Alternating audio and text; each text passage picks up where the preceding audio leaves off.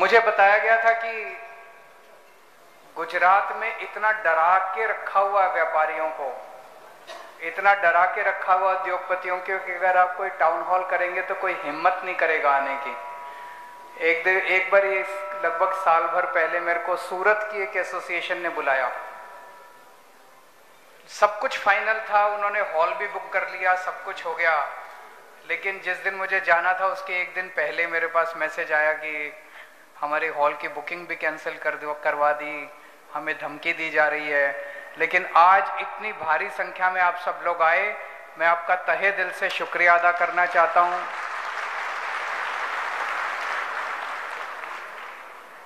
अभी बहुत सारे साथियों के मैंने प्रश्न सुने, आज मैं आपकी बात सुनने के लिए आया हूं, लेकिन अभी भी बहुत सारे साथी ऐसे हैं जिनके हाथ खड़े हुए थे। मेरी आप लोगों से विनती है, जिन जिन लोगों को बोलने का मौका नहीं मिला और वो बोलना चाहते थे, आप अगर मुझे लिख के भी देंगे, हमारे पार्टी के यहाँ पे कार्यकर्ता हैं, अगर लिख के देंगे मैं एक एक पढ़ूंगा, चाहे आप गुजराती में लिख के दें मैं ट्रांसलेट करवा लूंगा, लेकिन एक एक मैं पर्सनली पढ़ूंगा और उसके ऊपर हम कुछ ना कुछ।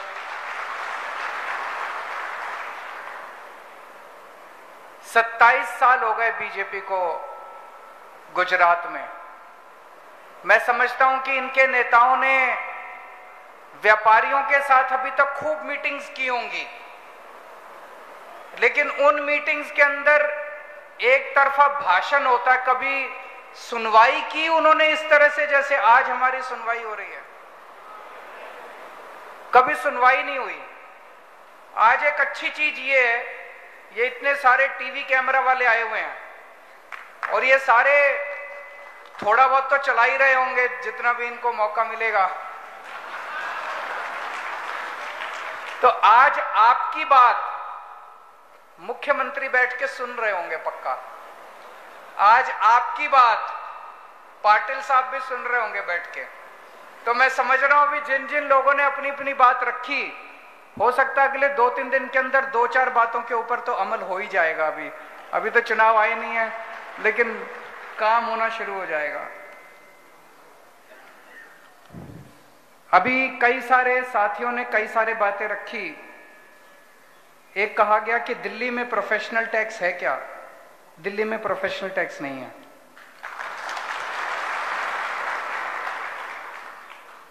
एक साथी हैं जिन्होंने भ्रष्टाचार के कई सारे इंसिडेंट्स बताए। 2.5% असेसमेंट के टाइम पे देना पड़ता है, रियल एस्टेट में बहुत सारा करप्शन है, उसके ऊपर अभी मैं चर्चा करूंगा। एमएसएमई के बहुत सारे साथी आए हुए हैं, उन्होंने बताया एमएसएमई मेरे हिसाब से हमारे देश की अर्थव्यवस्था की रीढ़ की हड्डी है।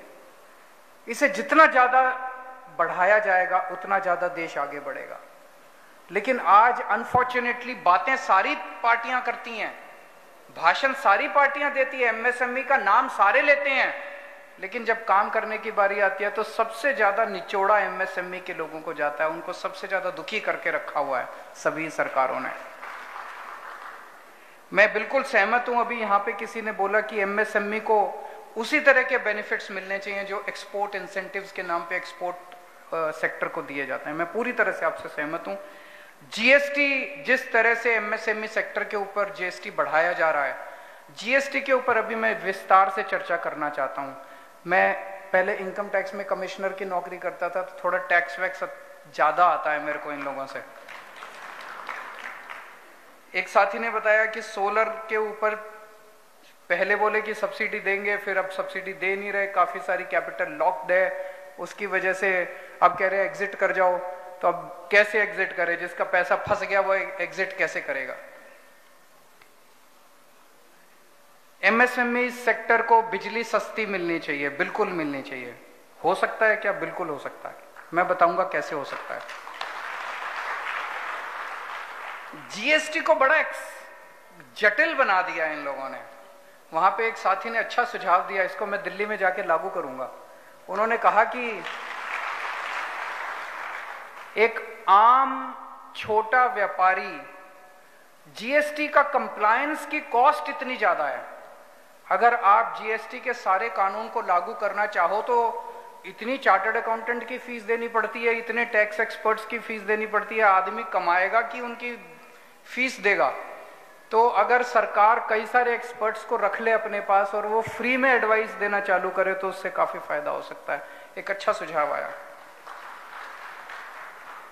एक पता चला कि ट्यूबवेल के ऊपर अब 10,000 रुपए रजिस्ट्रेशन फीस कर रहे हैं। एपीएमसी को लेके, जीएसपीसी को लेके कई सारे सुझाव आए। सबसे पहले जीएसटी की बात करते हैं। कौटिल्य जो है, जिसने अर्थशास्त्र किताब लिखी थी, उन्होंने एक बड़ी अच्छी बात लिखी थी अपनी किताब में कि टैक्स इस तरह से लिया जाना चाहिए। एक राजा को अपनी जनता से ऐसे टैक्स लेना चाहिए कि उसे पता भी ना चले कि टैक्स ले लिया। जैसे एक मधुमक्खी अपने छत्ते से शहद निकालती है, उसे पता भी नहीं चलता शहद निकल गया। जैसे एक मधुमक्खी अपने छत्ते से शहद निकालती है, उसी तरह से टैक्स लिया जाना चाहिए। जीएसटी इतना कॉम्प्लिकेटेड है, इतना कॉम्प्लिकेटेड है, इतना कॉम्प्लिकेटेड है। मैं कई मेरे दोस्तों को जानता हूं, छोटे छोटे व्यापारियों को, जिनका जीएसटी की वजह से धंधा बंद हो गया, क्योंकि वो जीएसटी नहीं कर पा रहे, तो धंधा ही बंद कर दिया उन लोगों ने। ऐसे टैक्स सिस्टम का क्या फायदा जो धंधा ही बंद कर दे, जो व्यापारी बंद कर दे। हमें पूरे देश के अंदर ऐसा टैक्स सिस्टम की जरूरत है जो कि आसानी के साथ लोग, सबसे पहले क्या जरूरत है, टैक्स बाद में आता है, पहले अर्थव्यवस्था तो चले, व्यापार तो चले, इंडस्ट्री तो चले, रोजगार तो मिले लोगों को, दुकानें तो चले, उद्योग तो चले। उद्योग ही नहीं चलेंगे, इंडस्ट्री नहीं चलेगी, दुकानें ही नहीं चलेंगी और कहेंगे टैक्स दो पहले, टैक्स दो पहले। टैक्स कहां से देगा आदमी? ये जो पूरा जीएसटी बनाया गया, ये बहुत ज्यादा कॉम्प्लिकेटेड है। और बनाने के बाद ये जो यूनिफॉर्म पूरे देश के अंदर एक जैसी चीजों के ऊपर एक जैसा टैक्स, ये भी सही नहीं है। हमारे देश के अंदर गुजरात की अर्थव्यवस्था अलग है, देश की अलग है, इसकी अलग है, वहां पे अलग हो सकता है एक चीज के ऊपर, यहां टैक्स लगाना हो, वहां ना लगाना हो। मैं पर्सनली इस पूरे सिस्टम के पक्ष में नहीं हूं। ये पूरा का पूरा जो सिस्टम, इतना कॉम्प्लिकेटेड सिस्टम, इसको सिंप्लीफाई करने की जरूरत है ताकि व्यापारी और उद्योगपति आराम से टैक्स दे सकें। मैं आपको दिल्ली का उदाहरण देता हूं। एक माहौल यह बना दिया गया देश के अंदर कि व्यापारी चोर है। ऐसा माहौल बनाते हैं कि व्यापारी टैक्स नहीं देना चाहता, उद्योगपति टैक्स नहीं देना चाहता। व्यापारी ईमानदारी से टैक्स देना चाहता है। 99% लोग ईमानदारी से टैक्स देना चाहते हैं, ईमानदारी से अपना धंधा करना चाहते हैं। 99% लोग उद्योगपति अपना टैक्स देना चाहते हैं, ईमानदारी से देना चाहते हैं, लेकिन उन्हें देने का मौका नहीं दिया जाता। ऐसा जटिल बना दिया जाता है, फिर ले दे के सब सेटल करना पड़ता है। दिल्ली में जब हमारी सरकार बनी पहली बार 2015 में, उस साल दिल्ली का टोटल रेवेन्यू सरकार का 30,000 करोड़ था। आज 7 साल के बाद दिल्ली का रेवेन्यू 75,000 करोड़ है। ये टैक्स तो व्यापारियों ने ही दिया और ये टैक्स तो उद्योगपतियों ने ही दिया, आप ही लोगों ने दिया हमें टैक्स। और हमने आने के बाद रेड राज बंद कर दिया, रेड मारनी बंद कर दी। मैंने सब इंस्पेक्टर, जितने हमारे जीएसटी फीएसटी के जितने इंस्पेक्टर थे, सबको बोल दिया कमरे के अंदर बैठो, कोई बाहर नहीं जाएगा। व्यापारियों के ऊपर भरोसा करना सीखो, व्यापारियों के ऊपर भरोसा करना सीखो ईमानदारी से। मुझे याद है एक साल 17 या 18 की बात है, दिवाली का टाइम था। कुछ व्यापारी, मनीष सिसोदिया जी हमारे फाइनेंस मिनिस्टर हैं, कुछ व्यापारी मनीष सिसोदिया जी के पास आए, बोले जी वो आपके इंस्पेक्टर आजकल खुलेआम बाजार के अंदर घूम रहे हैं और लोगों से दिवाली इकट्ठी कर रहे हैं, दिवाली के नाम पे पैसा इकट्ठा कर रहे हैं। होता है ना, होता है कि नहीं होता है? दिवाली के नाम पे पैसा इकट्ठा कर रहे हैं। कोई और फाइनेंस मिनिस्टर होता तो वो इंस्पेक्टर्स को बुला के पूछता कितना इकट्ठा कर लिया, मेरा कहां है। मनीष सिसोदिया ईमानदार आदमी है, उसने अगले दिन फुल पेज ऐड निकाल दिया और उसके ऊपर व्हाट्सएप का अपना नंबर डाल दिया और उसने कहा कि अब अगर कोई इंस्पेक्टर आपसे लेने आए, उसकी फोटो खींच के मेरे को व्हाट्सएप कर देना। सारे इंस्पेक्टर्स ने दिवाली इकट्ठी करनी बंद कर दी। हमारी ईमानदार सरकार थी, इसीलिए हम लोग ये कर पाए। तो दोस्तों, जीएसटी जो है, जो जिस तरह से जीएसटी देश के अंदर बढ़ाया जा रहा है, अभी थोड़े दिन पहले इन्होंने दही के ऊपर जीएसटी लगा दिया, छाछ के ऊपर जीएसटी लगा दिया, लस्सी के ऊपर जीएसटी लगा दिया, आटे, गेहूं, चावल के ऊपर जीएसटी लगा दिया। पता नहीं और क्या बचा है जिसके ऊपर जीएसटी, हवा के ऊपर जीएसटी लगाना और बाकी है। दिल्ली के अंदर हमने एक काम किया, भ्रष्टाचार खत्म किया सरकार के अंदर से। भ्रष्टाचार खत्म करने से इतना पैसा बचने लगा, इतना पैसा बचने लगा हमारे पास। जैसा मैं आपको एक उदाहरण देता हूं, सबसे पहला हमारा एक फ्लाईओवर है वजीरपुर का, उसके बाद इस तरह के कई उदाहरण हुए जो हमने फ्लाईओवर बनाना था, 325 करोड़ का बनना था। अक्सर देखा जाता है कि सरकारों के अंदर जब काम होता है, 325 करोड़ का काम होना होता है, तो वो बढ़ते बढ़ते बढ़ते 1,500 2,000 करोड़ तक का चला जाता है। एक साल में होना होता है, 7 साल 8 साल में चल जाता है। हमने वो फ्लाईओवर 225 करोड़ की बजाय 200 करोड़ के अंदर पूरा कर दिया। एक फ्लाईओवर में 125 करोड़ रुपए बचा लिए, क्योंकि हम पैसे नहीं खाते। और इस तरह से हर काम के अंदर हमने पैसा बचाना शुरू कर दिया। तो दिल्ली के अंदर आज एक तरफ सरकार हमारी सरप्लस में चल रही है, फायदे में चल रही है। ये मैं नहीं कह रहा, इस साल की सीएजी की रिपोर्ट आई है। सीएजी की रिपोर्ट में लिखा है पूरे देश में अकेली दिल्ली सरकार है जो नफे में चल रही है, फायदे में चल रही है, घाटे में नहीं चल रही हमारी सरकार। तो टैक्स नहीं बढ़ाया हमने 5-7 साल में, रेड बंद कर दी हमने, अपने व्यापारियों के ऊपर भरोसा किया और हम लोगों ने इतनी सारी चीजें फ्री कर दी वहां पे। बिजली फ्री कर दी, पानी फ्री कर दिया, शिक्षा इतनी अच्छी, इतने स्कूल खोल दिए, सरकारी स्कूल इतने शानदार कर दिए। दिल्ली के 2 करोड़ लोग हैं, 2 करोड़ लोगों का हर आदमी का इलाज पूरा मुफ्त कर दिया हम लोगों ने। बड़े से बड़ा ऑपरेशन भी कराना है, कैंसर भी हो जाए आपको, आपका सारा इलाज, सारी दवाइयां, सारे टेस्ट, सब कुछ मुफ्त है दिल्ली के अंदर, दिल्ली के लोगों के लिए। इतनी सारी चीजें कर दी, पैसा बहुत बचने लगा। एक तो हमने भ्रष्टाचार खत्म कर दिया, और एक सरकारों में फिजूल खर्ची बहुत होती है। 10 रुपए का काम होता है तो 100 रुपए में, 10 रुपए का काम 100 रुपए में करवाते हैं। पैसा बचाना शुरू किया हम लोगों ने। मुझे ये लगता है ये मंत्र है, और नहीं तो कोई अंत ही नहीं है। जनता पैसा दिए जा रही है, जनता से पैसे लेते रहो, जनता पैसा दिए जा रही है, जीएसटी बढ़ाते जाओ, जीएसटी बढ़ाते जाओ, इसका कोई अंत तो नहीं है। आपको ऊपर से आप ले रहे हो और नीचे से आपकी वो निकलता जा रहा है पैसा, भ्रष्टाचार के रूप में, फिजूल खर्ची के रूप में, सारा लीकेज ही लीकेज, लीकेज ही लीकेज। जब तक बंद नहीं करोगे तब तक कैसे होगा। तो आज मैं 5 बातें, 5 प्रॉमिस, 5 गारंटी गुजरात के व्यापारियों को देके जा रहा हूं।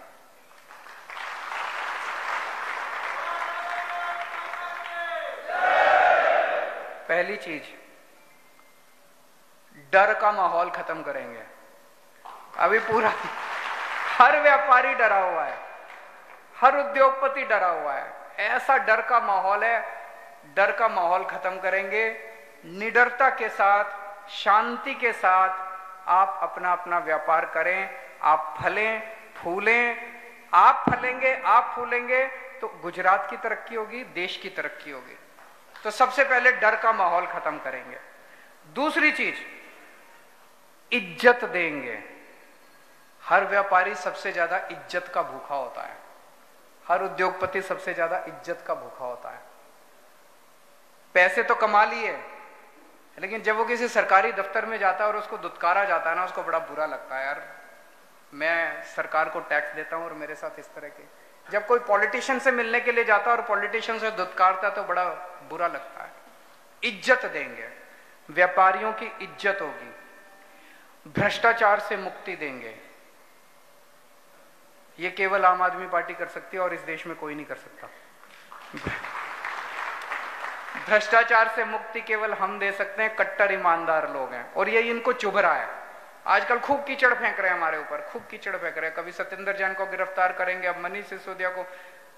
कीचड़ चिपक नहीं रहा हमारे ऊपर। जनता पता है ये लड़के बड़े ईमानदार हैं, कट्टर ईमानदार लोग हैं। दिल्ली में हमने भ्रष्टाचार, सरकार के अंदर भ्रष्टाचार लगभग खत्म कर दिया। हमने एक नया सिस्टम शुरू किया दिल्ली में, door step delivery of services. अब दिल्ली सरकार की 300 सेवाएं, 300 सेवाओं में तो सब कुछ ही आ गया। अगर आपको कोई लाइसेंस बनवाना है, कोई बिजली का नया कनेक्शन लेना है, कुछ भी काम दिल्ली सरकार से कराना है, पहले क्या होता था, आप छुट्टी लेते थे, दफ्तर जाते थे, लाइन में लगते थे, जब नंबर आता था तो बाबू 2 ऑब्जेक्शन लगा देता था, फिर 3 बार 4 बार चक्कर काटने के बाद आदमी दलाल को पकड़ता है और कहता है यार छोड़ मैं। अब आपको कुछ करने की जरूरत नहीं है। जैसे आप पिज्जा ऑर्डर करते हो, आप एक फोन नंबर घुमाते हो, पिज्जा वाले को बोलते हो और वो आपके घर डिलीवर करता है। अब अगर आपको दिल्ली में दिल्ली सरकार से कोई सुविधा चाहिए तो हमने एक नंबर जारी किया 1076, वो दिल्ली से ही लगता है। दिल्ली अगली बार जाएं तो इस नंबर पे डायल करके देखना 1076। इस नंबर पे आप नंबर घुमाइए और आप बोलिए कि मेरे को दिल्ली सरकार से ये काम करवाना है। आपसे दूसरी तरफ से आवाज आएगी कि सर हम आपके घर कितने बजे आए आपका काम करने के लिए।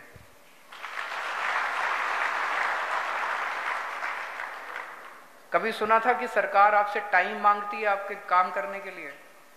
मान लीजिए आप कहते हैं कि मैं तो दफ्तर से लेट आता हूं, रात को 10 बजे आना। रात को 10 बजे दिल्ली सरकार का एक कर्मचारी आपके घर आपका काम करने के लिए आएगा। वो आके आपको बताएगा ये कागज चाहिए, अपने साथ एक फोटोकॉपी छोटी मशीन लेके आएगा, उस कागज की फोटोकॉपी लेके जाएगा, आपको रसीद दे जाएगा। 10 या 15 दिन के अंदर आपका बाय पोस्ट आपका काम, आपका राशन कार्ड या जो भी आपका बन के आपके घर आ जाएगा। ये सबसे बड़ा अटैक है करप्शन के ऊपर, भ्रष्टाचार के ऊपर, door step delivery of services. Gujarat में होना चाहिए नहीं होना चाहिए? उसके लिए तो आम आदमी पार्टी की सरकार लानी पड़ेगी। भ्रष्टाचार से मुक्ति देंगे। पहली चीज डर खत्म करेंगे, दूसरी चीज इज्जत देंगे, तीसरी चीज भ्रष्टाचार मुक्त प्रशासन देंगे। 2.5% कमीशन देनी नहीं पड़ेगी असेसमेंट के ऊपर, वो भ्रष्टाचार मुक्त प्रशासन देंगे। चौथी चीज, वैट के बहुत रिफंड पेंडिंग पड़े हुए हैं और जीएसटी के भी 6 महीने के अंदर ये सारे रिफंड क्लियर करेंगे, जितने आपके पुराने रिफंड पड़े हुए हैं। और आपके साथ बैठ के जीएसटी का जो पूरा प्रोसेस है, एक तरफ हम केंद्र सरकार के साथ बात करके उसको सिंप्लीफाई कराने की कोशिश करेंगे, लेकिन अपने गुजरात के अंदर जो जो बंद पड़ सकता है इसको सिंप्लीफाई करेंगे। जीएसटी के पूरे प्रशासन को प्रो पीपल बनाएंगे, ताकि ये सारा प्रशासन जटिल क्यों बनाया जाता है? इतना जटिल इसलिए बनाया जाता है कि आदमी थक हार के पैसे चढ़ा के जाए। अगर नीयत साफ है तो हमें चढ़ावा चाहिए ही नहीं, हमें पैसे चाहिए ही नहीं, हमें रिश्वत चाहिए ही नहीं, ना खाएंगे ना खाने देंगे उनको। तो इसको पूरे सिस्टम को सिंप्लीफाई करेंगे। अभी बहुत सारी आप लोगों ने समस्याएं बताई, एपीएमसी की, जीएसपीसी की, 10,000 रजिस्ट्रेशन लेते हैं, बहुत सारी। और ये जितनी अभी बताई है इतनी नहीं है, अभी तो बहुत समस्याएं हैं। इसका तरीका ये है कि हम आपको पार्टनर बना के गुजरात के अंदर सरकार का पार्टनर बनाएंगे। एक ऐसी बॉडी बना देंगे सरकार के लेवल पे जिसमें हर सेक्टर से, एमएसएमई के हर सेक्टर से, बड़ी इंडस्ट्री, हर सेक्टर से कोई ना कोई प्रतिनिधि होगा। आपकी जो समस्याएं होंगी उस समस्याओं का समाधान आप बताओगे, सरकार उसको लागू करेगी। जितनी समस्याओं का समाधान आप बताओ, सब सरकार उसको लागू। आपको एक पार्टनर के रूप में। तो 5 चीजें, डर खत्म करेंगे, इज्जत की जिंदगी देंगे, भ्रष्टाचार खत्म करेंगे, सारे वैट के रिफंड 6 महीने के अंदर खत्म और जीएसटी को सिंप्लीफाई करेंगे और आपको पार्टनर के रूप में साथ लेके चलेंगे। दिल्ली में जब हमारी सरकार बनी, दिल्ली के व्यापारियों को कहते थे ये बीजेपी का वोट बैंक है। आज आप दिल्ली में किसी व्यापारी से फोन करके पूछ लो, मुझे वोट मत देना। इतनी बड़ी बात कोई नहीं कह सकता, इतनी बड़ी बात कोई नहीं कह सकता। दिल्ली में आप फोन करके अपने दोस्तों रिश्तेदारों से पूछ लो, अगर वो कहें कि दिल्ली में आम आदमी पार्टी की सरकार ठीक नहीं चल रही, मुझे वोट मत देना। लेकिन अगर वो कहें कि दिल्ली में हमारी सरकार अच्छी चल रही है, तो एक मौका तो बनता है हमारा भी यहाँ पे गुजरात में। एक मौका देके देखो, अगर पसंद नहीं आए, जो जो बातें हम कह रहे हैं 5 साल में अगर हम पूरी ना करें, तो अगली बार आपसे वोट मांगने नहीं आऊंगा। मैं फिर से आप सब लोगों का बहुत बहुत शुक्रिया अदा करना चाहता हूं। आप इतनी भारी संख्या में आए। माफी मांगता हूं कि हम लेट हो गए, कई सारे कारण हैं लेट होने के, लेकिन आपसे मैं तहे दिल से माफी मांगता हूं और शुक्रिया अदा करता हूं कि आपने इतना इंतजार किया। Thank you so much. આ બદલતી રાજનીતિની તસવીર છે કે આજ સુધી દરેક પોલિટિકલ પાર્ટીઓમાં આપણે જાતા ત્યારે હિન્દુ મુસ્લિમ ધર્મની જ્ઞાતિ જાતિની વાતો થતી। આજે આ આમ આદમી પાર્ટી છે કે જે